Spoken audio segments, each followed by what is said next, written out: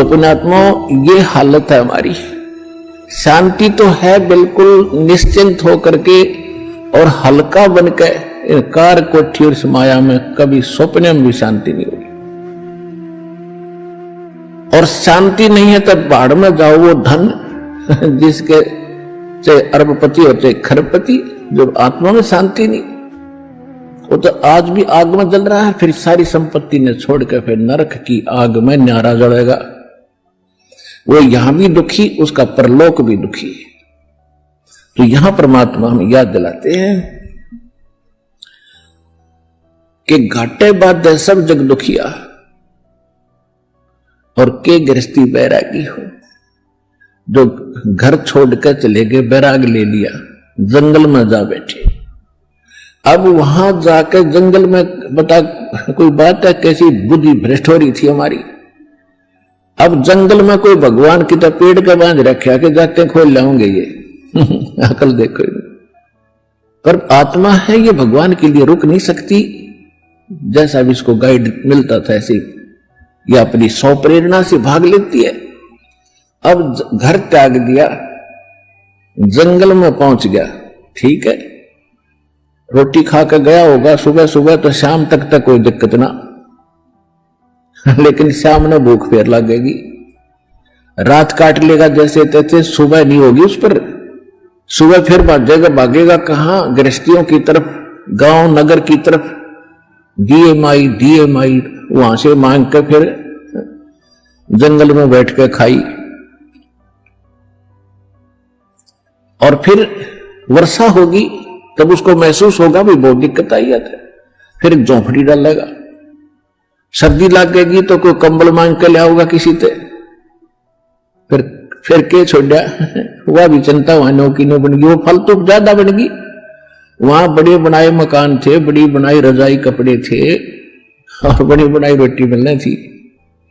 वहां ना भक्ति करेगी, वहां जा बकवाद करी, इस ऐसे भगवान मिलेगा।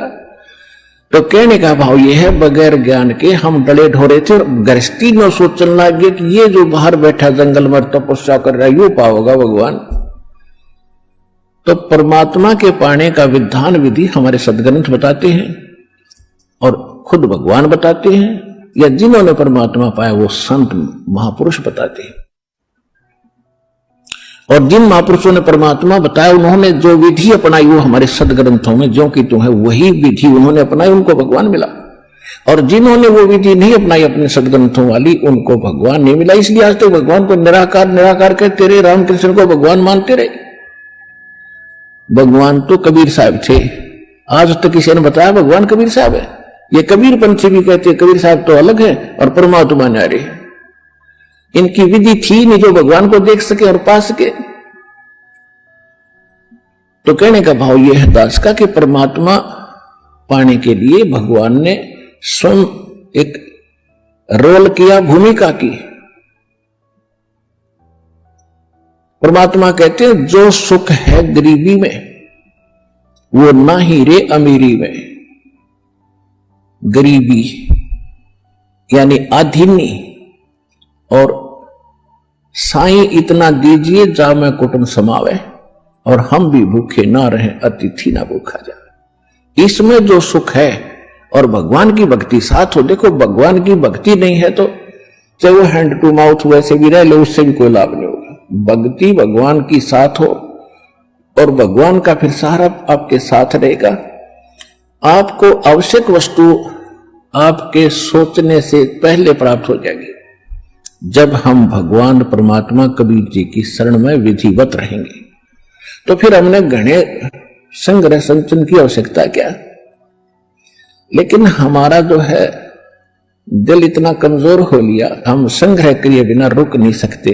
फिर परमात्मा ने बताया कि जैसा भी जिसकी व्यवस्था है उसी में इस भगवान की भक्ति को प्रारंभ करो, ज्ञान को सुन और इस पर कुछ कदम इसके अनुसार रख कर देखो।